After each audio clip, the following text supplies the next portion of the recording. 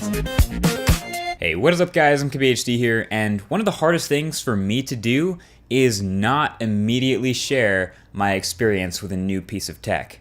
But I did it. Anyway, today is, from when you're watching this, a couple weeks ago, and this is the iPhone 6s Plus. So I'm not dropping my full review of this guy on day one, but that is actually coming very soon. But in the meantime, this is, I guess, your first unboxing from a couple days ago and my first impressions.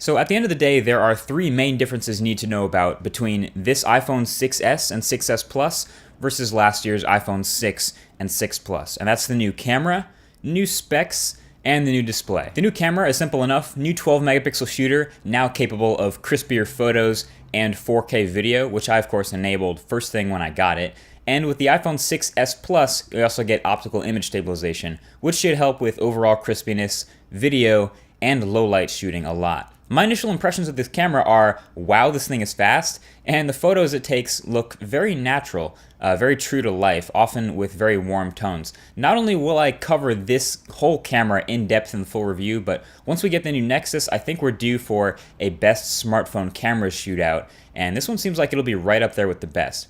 The new specs were already announced at the event, but there was that lingering question of how much RAM this new phone had exactly. So of course I fired up Geekbench to test that out. The new A9 chip of course did very well on the benchmark itself if you care about that kind of thing. And the app also verified that we do in fact have 2 GB of RAM on the new iPhone. Overall performance so far has been very snappy, and you'd expect that with iOS, fresh install of iOS 9, and I've been getting used to some of its new features, most of which being Force Touch, or 3D Touch, the new pressure-sensitive display. So far, a few of Apple's apps are really the ones that are really best taking advantage of it, but I fully expect third-party developers to get on this quick and start building in 3D Touch functionality into their own apps. So it'll only be a matter of time before everyone's getting their new iPhones and everyone's learning how and when to Force Touch or 3D Touch over the next few weeks. So anyway, yeah, now you know. I've been using the new iPhone for the past couple weeks, and I'm nearly ready to post my full review by the time you watch this video, so that's coming soon. Be sure to subscribe to this channel if you haven't already to be one of the first to see that. And also follow on Twitter, since I'm now able to actually post day-to-day stuff like the battery life I'm getting and the photos I'm taking on this camera. So follow there if you haven't, and that's pretty much it. Thanks for watching, and I'll talk to you guys in the next one. Peace.